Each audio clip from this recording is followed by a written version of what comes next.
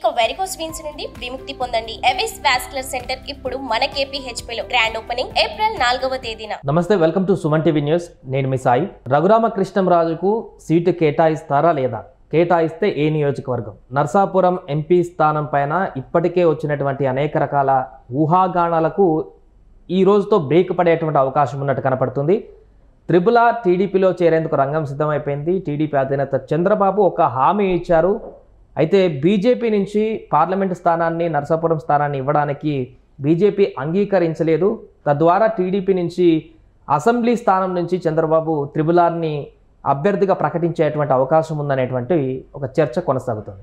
దీనికి సంబంధించి మనం మాట్లాడదాం. మనతో పాటు Suman TV news chief editor Keshav గారు ఉన్నారు. సార్ నమస్తే.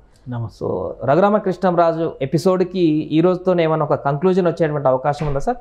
టీడీపీలో చేరేటువంటి పరిస్థితి ఆల్మోస్ట్ కన్ఫర్మ్ అయిపోయింది. పార్లమెంట్ స్థానం ఓకే కావట్లేదు కాబట్టి ఉండి నుంచి అసెంబ్లీకి ఖరారు చేస్తారు, అభ్యర్థిని మార్చి తన పేరుని ప్రకటిస్తారనేటువంటి ఒక చర్చ కొనసాగుతుంది. జోరు ఏమంటారు? ఇది టు బీ కంటిన్యూడ్ ఎపిసోడ్లా కనిపిస్తుంది నాకైతే. అయితే రఘురామకృష్ణరాజు ఒక క్లారిటీ తీసుకున్నారు. ఏదో ఒక పార్టీలోకి వెళ్ళి కొట్లాడితే తప్పితే ఫైనల్గా సొల్యూషన్ వచ్చేలాగా లేదు అని ఆలోచిస్తున్నారు. కాబట్టి బహుశా తెలుగుదేశం పార్టీలో చేరాలనేటువంటి దానికి లైన్ క్లియర్ చేసుకున్నట్టుగా కనిపిస్తుంది. ఇప్పుడు అక్కడ గ్రౌండ్ రిపోర్ట్స్ని బట్టి చూస్తే అటు తెలుగుదేశం పార్టీ కానీ, బీజేపీ కానీ, అలానే జనసేన పార్టీ వైపు నుంచి చూసినా కానీ నర్సాపురం లోక్సభ స్థానం విషయంలో మాత్రం ఒక రప్చర్ జరిగేటువంటి అవకాశం కనిపిస్తుంది. ఇంకోటి ఇప్పటికే టికెట్ అనౌన్స్ చేసేసారు. భూపతిరాజు శ్రీనివాస్ వర్మకి టికెట్ అనౌన్స్ చేశారు. ఆయన కొత్త క్యాండిడేట్ కాదు. గతంలో చాలా కాలంగా అక్కడ బీజేపీ వర్కర్ కింద, ఆయన పార్టీ వర్కర్ కింద ఆయన పాపులారిటీ ఉన్నటువంటి వ్యక్తి. 2019 ఎలక్షన్స్లో ఆయన పోటీ చేస్తే 11,000 ఓట్లు వచ్చినాయి. ఎందుకంటే అప్పుడు విడివిడిగా పోటీ జరిగింది. అదే నియోజకవర్గంలో 2014లో జరిగినటువంటి ఎలక్షన్స్లో బీజేపీ కేటాయించారు. గోకరాజు గంగరాజు ఏకంగా గెలిచాడు ఆయన. సో అంటే కూటమి ఉంటే గెలుపు సాధ్యం అనేటువంటి సంకేతాలు అక్కడ చాలా స్పష్టంగా కనిపిస్తాయి. మళ్ళీ 2019లో అదే బీజేపీ ఒంటరిగా పోటీ చేసినప్పుడు మాజీ మంత్రి పైడికొండల మాణిక్యాలరావు అక్కడి నుంచి కంటెస్ట్ చేశారు. ఆయన 12,000 ఓట్లు సంపాదించాడు. ఈయన 12,000 ఓట్లు సంపాదిస్తే, శ్రీనివాస వర్మ 12,000 ఓట్లు సంపాదిస్తే ఆయన దాదాపు 11,000 ఓట్లు, 12,000 ఓట్లు, ఆయనకంటే ఇంకొక 4 ఓట్లు తక్కువే సంపాదించారు. సో అంటే ఇండివిజువల్ ఇమేజ్ పరంగా చూస్తే కనుక శ్రీనివాస వర్మకి అక్కడ పర్వాలేదు అనిపించే ఇమేజ్ ఉందని మనం అర్థం చేసుకోవచ్చు. అంటే బీజేపీ కార్యకర్తల్లో ప్రజలు ఎంతవరకు యాక్సెప్ట్ చేస్తారనేది మళ్ళీ ఆలోచించాల్సినటువంటి అంశం అవుతుంది. సో ఇక రఘురామకృష్ణరాజు దగ్గరకు వస్తే ఏంటంటే గత 5 ఏళ్లుగా ఆయన కాన్స్టిట్యున్సీకి దూరంగా ఉన్నాయి కానీ ప్రజలకు మాత్రం దగ్గరగా ఉన్నాడు. ఏదో రకంగా మీడియాలో కనిపిస్తూనో, ఆయన చేస్తున్నటువంటి కొన్ని వీడియోల ద్వారానో, ఆయన మీద జరిగినటువంటి దాడుల వలనో, ఆయన మీద పెట్టినటువంటి కేసుల వలనో, ఆయన జగన్మోహన్ రెడ్డి మీద సుప్రీంకోర్టులో నడిపిస్తున్నటువంటి కేసుల వలన మొత్తానికి ఏదో రకంగా పబ్లిక్ టాక్లో అయితే రఘురామకృష్ణరాజు ఉన్నారు. సొంత నియోజకవర్గంలో కూడా సామాజిక వర్గ ఈక్వేషన్స్ పరంగా కూడా అక్కడ ఆ పాపులారిటీ కలిసి వస్తుంది అనేటువంటి ఆలోచనతో ఉన్నారు.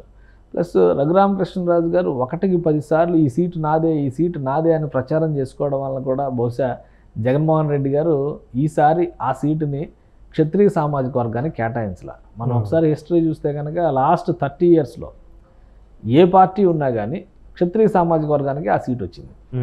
కృష్ణరాజు గారు కానీ, సినిమా యాక్టర్ కృష్ణరాజు గారు కానీ, అలానే ఇప్పుడు గోకరాజు గంగరాజు గారు కానీ, కనుమూరి బాపిరాజు గారు కానీ, మొత్తం అందరూ కూడా అదే దీనిలో టికెట్ తీసుకున్నటువంటి పరిస్థితి ఉంది. అలానే చాలా తక్కువ సందర్భాల్లో ఒక 2009 ఎలక్షన్స్ అప్పుడు కూడా టీడీపీ కాపు సామాజిక వర్గానికి టికెట్ కేటాయించింది. మళ్ళీ ప్రజారాజ్యం కాపు సామాజిక వర్గానికి టికెట్ కేటాయించింది. ఆ ఓట్ల చీలిక కూడా మళ్ళీ అప్పుడు ఉన్నటువంటి కనుమూరి బాపిరాజు గారికి కలిసి వచ్చింది. సో ఇట్లాగా ఎప్పటికప్పుడు ఒకసారి బహుశా అక్కడి నుంచి గెలుపొందినటువంటి వ్యక్తి కొత్తపల్లి సుబ్బారాయుడు ఎంపీగా ఒకసారి గెలుపొందినట్టు ఉన్నాడు కాపు సామాజిక వర్గం. మిగతా అంతా కూడా క్షత్రియ సామాజిక వర్గం డామినేషనే నడుస్తుంది. సో దీన్ని ఈసారి ఎలా అయినా బ్రేక్ చేయాలని బహుశా వైసీపీ అధినేత ఆలోచించినట్టున్నా. అందుకే ఆయన బీసీ వర్గాలకు టికెట్ కేటాయించారు. ఈసారి పోటీ చేస్తున్నటువంటి గూడూరు ఉమాబాల బీసీ సామాజిక వర్గం, మహిళ, పైగా పార్టీకి సంబంధించినందుకు జిల్లా వైఎస్ఆర్సీపీ అధ్యక్షురాలుగా కూడా ఆమె జనంలోకి వెళ్ళినటువంటి అనుభవం ఉంది. సో ఏం లేదు, ఇంకా అక్కడ జగన్మోహన్ రెడ్డి గారు ఫోటో పెట్టుకొని ఆమె వెళ్తారు అంతవరకే. సో అక్కడ వరకు క్లారిటీ చూస్తే కనుక ఇప్పుడు బీసీ వర్సెస్ క్షత్రియ అనేటువంటి ఈక్వేషన్ని జగన్మోహన్ రెడ్డి గారు రెడీ చేసి పెట్టారు.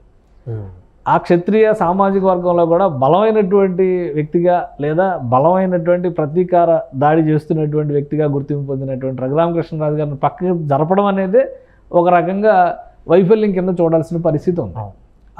ఇప్పుడు ఆ స్పేస్ని శ్రీనివాస్ వర్మ భర్తీ చేయగలరా లేదా అనేది లోకల్గా ఉన్నటువంటి పబ్లిక్ టాక్, పబ్లిక్ పల్స్ని బట్టి చూస్తే అర్థమైపోతుంది. అందుకని సరిదిద్దుకునేటువంటి ఒక ప్రయత్నం తెలుగుదేశం పార్టీ చేస్తున్నట్టుగా కనిపిస్తుంది. అలానే పక్కనే ఉన్నటువంటి ఏలూరు లోక్సభ స్థానం విషయంలో కూడా తీవ్రమైనటువంటి ప్రతికూలత వస్తుంది. అక్కడ తెలుగుదేశం పార్టీ తప్పు చేసింది. ఏ విధంగా అంటే ఇప్పుడు కూటమిలో భాగంగా అది బీసీలకు టికెట్ ఇవ్వాలి అనేటువంటి ఒక ఒత్తిడి వాతావరణాన్ని జగన్మోహన్ రెడ్డి ఆల్రెడీ తెలుగుదేశం పైన రుద్దారు. అదే క్రమంలో ఆయన మహేష్ యాదవ్ని తీసుకొచ్చి ఏలూరు పార్లమెంట్ స్థానానికి బరిలో నిలిపారు. వాస్తవానికి అక్కడ కారుమూరి నాగేశ్వరరావు గారి కొడుకు వైసీపీ టికెట్ ఇచ్చింది. ఆయనకి గెలుపు అవకాశాలు కొంత తక్కువ అనేటువంటి అభిప్రాయంతోనే ఆ టికెట్ తీసుకున్నారు. ఎందుకంటే కోటగిరి శ్రీధర్ అక్కడ సిట్టింగ్ ఎంపీ, ఆయన ఏమీ చేయలేదు అనేటువంటి వ్యతిరేకత ఉంది, పార్టీ పరంగా వచ్చినటువంటి వ్యతిరేకత ఉంది. వీటన్నింటినీ సరిదిద్దుకోవాలంటే బీసీ అభ్యర్థికి టికెట్ ఇవ్వాలనేటువంటి ఉద్దేశంతో వెలమ సామాజిక వర్గాన్ని పక్కన పెట్టి బీసీ అభ్యర్థికి ఆయన టికెట్ ఇచ్చారు. తెలుగుదేశం కూడా బీసీ అభ్యర్థిని తీసుకొచ్చింది, కానీ ఎక్కడి నుంచి రాయలసీమ నుంచి ఇంపోర్ట్ చేసింది. So non local already YCP ఇచ్చిన క్యాండిడేటే నాన్ లోకల్ అనేటువంటి అభిప్రాయం ఉంది. ఆయన ఎక్కడ బహుశా తణుకు నుంచి అక్కడ నుంచి ఇక్కడికి వచ్చారు, ఏలూరుకి వచ్చారు. సో నాన్ లోకల్ అంతకంటే ఎక్స్ట్రీమ్ నాన్ లోకల్ని తెలుగుదేశం పార్టీ తీసుకొచ్చింది. ఎవరిని? మహేష్ యాదవ్ని. ఎక్కడి నుంచి? కడప నుంచి తీసుకొచ్చింది.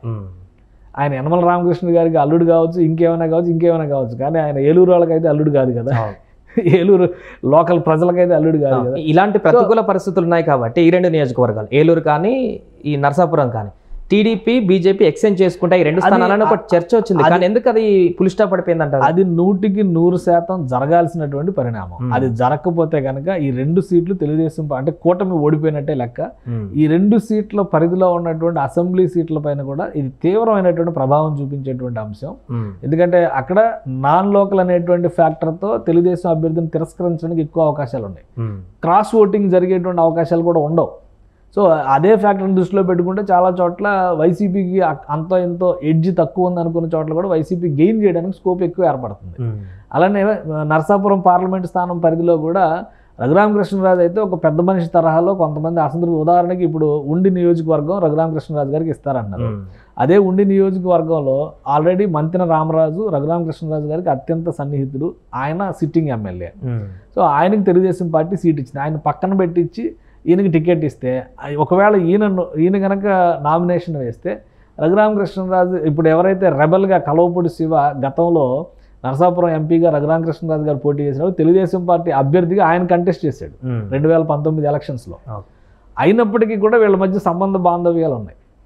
సో రఘురామకృష్ణరాజు ఉండి ఎమ్మెల్యేగా కంటెస్ట్ చేస్తే కలవపూడి శివ కూడా వెనక్కి తగ్గే అవకాశాలు ఉన్నాయి. అదే రఘురామకృష్ణరాజు నరసాపురం ఎంపీ క్యాండిడేట్గా కనుక బరిలో దిగితే వీళ్ళందరినీ సర్దుబాటు చేసుకునేటువంటి కెపాసిటీ ఆయనకు ఉంటుంది. సో ఇది దృష్టిలో పెట్టుకునే స్థానికంగా ఉన్నటువంటి ఎమ్మెల్యే అభ్యర్థులు కూడా చాలామంది టీడీపీ నుంచి ఒత్తిడి చేస్తున్నటువంటి పరిస్థితి ఉంది. అలానే ఏలూరులో జరిగినటువంటి తప్పిదం ఏంటంటే, ఏలూరులో ఒకవేళ తపన చౌదరి చాలా కాలంగా బీజేపీ తరఫున చాలా వర్క్ చేశారు అక్కడ అనేటువంటి అభిప్రాయం, ఆయనకి ఆ సీట్ ఇస్తారనేటువంటి ఉంది. తపన చౌదరి టికెట్ తప్పించడం వలన వైసీపీ నెత్తిని పాలు పోసినట్టు అయింది అక్కడ. సో పైగా నాన్ లోకల్ని ఎక్కడో తెలుగుదేశం పార్టీ తీసుకొచ్చి పెట్టడం, ఈ మార్పులు చేర్పులు చేయకపోతే కనుక పశ్చిమ గోదావరి జిల్లా పూర్తిగా వాషౌట్ అయ్యేటువంటి ప్రమాదం. ఒకవేళ ఉండి స్థానానికి త్రిపులార్ అభ్యర్థిత్వం ఖరారైతే ఉండితో పాటుగా నరసాపురం నియోజకవర్గంలో ఉన్నటువంటి పరిధిలో ఉన్నటువంటి అన్ని అసెంబ్లీ స్థానాలకి కొంత పట్టు వచ్చినట్టు ఉండదా? అసెంబ్లీ స్థానంలో పోటీ చేయడం వేరు, లోక్సభ స్థానంలో అంటే ఇక్కడ సుజనా చౌదరి మానిటరింగ్ చేస్తున్నట్టే విజయవాడ వెస్ట్లో పక్క స్థానాలకు. సో ఇక్కడ కూడా ఉండి నుంచి మిగతా అన్ని స్థానాలకు మానిటరింగ్ చేసేటువంటి సుజనా చౌదరి వచ్చిన ఈక్వేషన్ ఏంటంటే అక్కడ MP candidate versus Sujana Chowdary అవుతుంది. అవును, అక్కడ కేసీనేని నాని ఆల్రెడీ ఆయన ఒక బలమైన ఆ సామాజిక వర్గం నుంచి బలమైన నాయకుడిగా తనకు తాను ఒక ఇమేజ్ క్రియేట్ చేసుకొని, మా తమ్ముడే ఉంది పిల్లాడు నేను గెలుస్తాను అనేటువంటి హోంకారాన్ని కేసీనేని నాని అక్కడ వ్యక్తపరుస్తున్నాడు. ఇప్పుడు పిల్లాడు అనుకున్నటువంటి వాళ్ళ తమ్ముడికి అండగా ఒక పెద్దాడు వచ్చాడు అనేటువంటి అభిప్రాయం ఉంది అక్కడ. సో అక్కడ కాంట్రాస్ట్ ఏంటంటే ఒకే సామాజిక వర్గం ప్లస్ ఒక ఎమ్మెల్యే కంటెస్టెంట్ అయినప్పటికీ కూడా ఆ కేంద్ర మంత్రిగా గతంలో తెలుగుదేశం పార్టీలో చక్రం తిప్పినటువంటి వ్యక్తిగా ఈ పరిచయాలు, ఈ సంబంధ బాంధవ్యాలు ఇవన్నీ కూడా కేసీనేని చిన్నికి కూడా కలిసి వచ్చేటువంటి అవకాశం ఉంటుంది. ఎప్పటివరకు చిన్ని ఒంటరివాడు అంటే మిగతా వాళ్ళు ఎంతమంది సమర్థించినా కానీ, గద్దె రామ్మోహన్ రావు లాంటి వాళ్ళు, దేవినేని ఉమామహేశ్వరరావు లాంటి వాళ్ళు అండగా నిలిచినా కానీ వాళ్ళ స్థాయి సరిపోలేదు. సుజనా చౌదరి ఎంటర్ అయిన తర్వాత కేసినేని నాని కూడా భయపడేటువంటి వాతావరణం అక్కడ వచ్చింది. అందుకని అక్కడ ఒక కాన్ఫ్లిక్ట్ నడుస్తుంది. ఒకవేళ వెస్ట్ సీట్లో జనసేన పార్టీకి కనుక ఇచ్చి ఉంటే కనుక ఆ ప్రభావం వెస్ట్ సీటుకు మాత్రమే పరిమితం అయ్యేది. ఇప్పుడు మొత్తం లోక్సభ పరిధిలో ఉన్న 7 నియోజకవర్గాలపైన ప్రభావం చూపించేటువంటి పరిస్థితి ఉంది.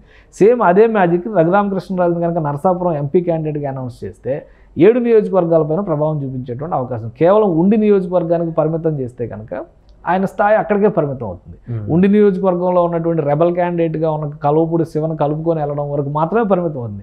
కానీ ఆ ఓట్ ట్రాన్స్ఫర్ అనేది మిగతా నియోజకవర్గాల్లో జరిగే అవకాశం చాలా తక్కువగా ఉంది. అలాగే తపనా చౌదరికి ఉన్నటువంటి ఇమేజ్ కారణంగా అక్కడ ఏలూరు లోక్సభ ఎంపీ ఎవరైతే ఉన్నారో ఆయన ఫెయిల్ అయ్యారనేటువంటి విషయాన్ని చూసిన తర్వాత ప్రధానమైన ప్రత్యామ్నాయంగా తపనా చౌదరిని అక్కడ ఉన్నటువంటి పబ్లిక్ కూడా ఐడెంటిఫై చేసింది. ఇప్పుడు అలాంటి వ్యక్తికి మీరు సీటు నిరాకరించడం, ఇంకొక వ్యక్తిని మరీ ఎక్స్ట్రీమ్ నాన్ లోకల్ క్యాండిడేట్ని తీసుకొచ్చి అక్కడ పెట్టడం వల్ల ఎవరైతే నిన్నటి వరకు నాన్ లోకల్ అనుకున్నారో అతనే మెరుగైన అభ్యర్థిగా కనిపిస్తున్నారు. అంటే వైసీపీకి అక్కడ కలిసి వచ్చేటువంటి అవకాశం ఉంది. ఈ ప్రభావం ఏంటి, మిగతా అది ఎంపీ క్యాండిడేట్కి సంబంధించి కాబట్టి మిగతా నియోజకవర్గాల మీద కూడా ఆ ప్రభావం పడుతుంది. అందుకనే సీటు బదలాయింపు అనేది ఒక బెస్ట్ ఆప్షన్ 2 పార్టీల మధ్య కూడా. నరసాపురం సీట్ని తెలుగుదేశం ఒకవేళ రఘురామకృష్ణరాజుకి ఆ సీటు ఇవ్వడం బీజేపీకి ఇష్టం లేకపోతే, రఘురామకృష్ణరాజు ఆరోపిస్తున్నట్టుగా బీజేపీలో ఉన్నటువంటి అంతర్గత శక్తులు అడ్డుకుంటున్నాయి అనేటువంటి అభిప్రాయం కనుక ఉంటే ఆ సీట్ టీడీపీకి కేటాయిస్తే తపనా చౌదరి అంటే బీజేపీ క్యాండిడేట్ ఏలూరులో పక్కాగా గెలిచే అవకాశం ఉంటుంది. అలానే పశ్చిమ గోదావరి అంటే నరసాపురం సీటు రఘురామరాజు గెలిచేటువంటి అవకాశం ఉంటుంది. ఇది కనుక వదులుకుంటే ఉమ్మడి పశ్చిమ గోదావరి జిల్లాలో అంటే ఈ 2 పార్లమెంట్ సీట్ల పరిధిలోనే ఉమ్మడి పశ్చిమ గోదావరి జిల్లా ఉంది. ఒక నియోజకవర్గం అటు ఇటుగా చూస్తే, ఎందుకంటే కైకలూరుని తీసుకొచ్చి ఇటు కలిపారు. సో ఇట్లాంటి చిన్న చిన్న ఈక్వేషన్స్ పక్కన పెడితే ఉమ్మడి పశ్చిమ గోదావరి జిల్లాలో స్వీప్ చేస్తామనేటువంటి మాట కూటమి మొదటి నుంచి చెప్తుంది. ఉమ్మడి తూర్పుగోదావరి జిల్లాలో కూడా అదే చేస్తూ ఉంది. ఈ ఈక్వేషన్ జరగకపోతే ఉమ్మడి పశ్చిమ గోదావరి జిల్లాను పూర్తిగా కూటమి వదులుకున్నట్టుగానే మనం భావించాలి. అందుకనే రఘురామకృష్ణరాజు అభ్యర్థిత్వాన్ని లోక్సభ పరిధిలోనే ఎక్కువగా కన్సిడర్ చేస్తున్నటువంటి పరిస్థితి ఉంది. ఒకవేళ మొండిగా బీజేపీ రాష్ట్ర నాయకత్వం వ్యవహరించినా కానీ కేంద్ర నాయకత్వాన్ని ఒప్పించుకోవాల్సినటువంటి బాధ్యత. ఎందుకంటే ఇక్కడ బీజేపీ వాళ్ళు చంద్రబాబు నాయుడుని ప్రతిదానికి బూచిగా చూపిస్తున్నారు. ఏమని, చంద్రబాబు నాయుడే ఇక్కడ 145 సీట్లలో పోటీ చేస్తున్నారు కాబట్టి బాధ్యత ఆయనదే అన్నింటిలో. మరి ఇక్కడ ఓడిపోతారు బాబు అని చెప్పినప్పుడు చంద్రబాబు నాయుడు వినాలి కదా మీరు ఆ మాట. సో వినిపించుకునేటువంటి బాధ్యత కేంద్రంలో ఉన్నటువంటి నాయకత్వాన్ని తీసుకోవాల్సిన అవసరం ఉంది. ఇవి 2 జరగకపోతే కనుక కూటమికి పెద్ద లాస్. ఓకే, సో ఈ రోజుతో ఒక కంక్లూజన్ వస్తుంది అనుకోవచ్చు. ఎందుకంటే ఉండి అంటున్నారు, అఫీషియల్గా జాయిన్ అవుతున్నారు టీడీపీలో రఘురామ అంటున్నారు. ఇన్ కేస్ జాయిన్ అయిన తర్వాత కూడా ఉండి అభ్యర్థిత్వాన్ని ప్రకటించకపోతే ఇంకా నరసాపురానికి సంబంధించినటువంటి డోర్లు తెరిచే ఉన్నాయి అనే సంకేతం ఇచ్చినట్టేనా? ఉండి అభ్యర్థిత్వాన్ని ఖచ్చితంగా ప్రకటించరు. ఇంకా సమయం ఉంది కాబట్టి అవసరమైతే ఇంకో 2-3 రోజులు సమయం తీసుకుంటారు. ఇప్పటికున్నటువంటి షెడ్యూల్ ప్రకారం చూస్తే బీజేపీ 5వ తేదీ నుంచి ఎన్నికల ప్రచారాన్ని మొదలు పెట్టాలి. అభ్యర్థుల ప్రకటనలు పూర్తయిన తర్వాత కూడా 1 రోజు 2 రోజుల్లో నియోజకవర్గాలకు వెళతామని చెప్పినటువంటి బీజేపీ అభ్యర్థులు మినహాయిస్తే సుజనా చౌదరి లాంటి వాళ్ళు ఇవాళ నుంచి స్టార్ట్ చేస్తారు క్యాంపెయిన్. ఆల్రెడీ ఆయన ఎవరెవరితో సెట్ చేసుకోవాలో ఇష్యూస్ అన్ని సెట్ చేసుకుని క్యాంపెయిన్ స్టార్ట్ చేశారు. సో అట్లా అభ్యర్థులు ముందుగా చొరవ తీసుకుని ముందుకు వెళ్తే తప్పితే అక్కడ అవకాశాలు లేదు. అధినాయకత్వం ప్రచారంలోకి దిగడానికి ఒక 2 రోజుల సమయం తీసుకుంటుంది అనుకుంటే కూడా నరసాపురం పార్లమెంటు స్థానం పరిధిలో మార్పులు చేర్పుల విషయంలో ఆ సమయాన్ని వెచ్చించి ఈ నిర్ణయాలను కూడా వాయిదా వేసే అవకాశం ఉంది. ఉండి అసెంబ్లీకి చివరి నిమిషంలో అయినా కానీ ప్రకటించడానికి రఘురామకృష్ణరాజుకి అనుకూల వాతావరణమే ఉంటుంది. కాబట్టి అంత తొందరపడి ఇప్పుడు ఆ నిర్ణయం తీసుకుంటారని అయితే నేను అనుకోవడం లేదు. సీట్ల బదలాయింపు జరిగితేనే కూటమికి ఒక రకంగా కూటమి చేస్తున్నటువంటి పోరాటానికి విలువ చేకూరే అవకాశం ఉంటుంది. లేదంటే కనుక నష్టమే ఎక్కువ ఉండేటువంటి ఛాన్సెస్ ఉన్నాయి. రైట్. సో మొత్తానికి అది RRR పరిస్థితి అయితే ప్రస్తుతానికి ఇంకా క్వశ్చన్ మార్క్గానే మిగిలింది. ఉండి నుంచి ప్రకటిస్తారనేటువంటి ఒక చర్చ వచ్చినప్పటికీ కూడా ఇప్పటికిప్పుడు అలాంటి స్టేట్మెంట్ ఏమైనా రాకపోవచ్చు. ఇంకొంత సమయం తర్వాత దీనికి ఒక కంక్లూజన్ రావచ్చు అనేటువంటి విషయం కూడా స్పష్టమవుతుంది. సుమన్ టీవీలో మీ పర్సనల్ అండ్ బిజినెస్ ప్రమోషన్స్ కోసం కింది నెంబర్కి కాంటాక్ట్ చేయండి.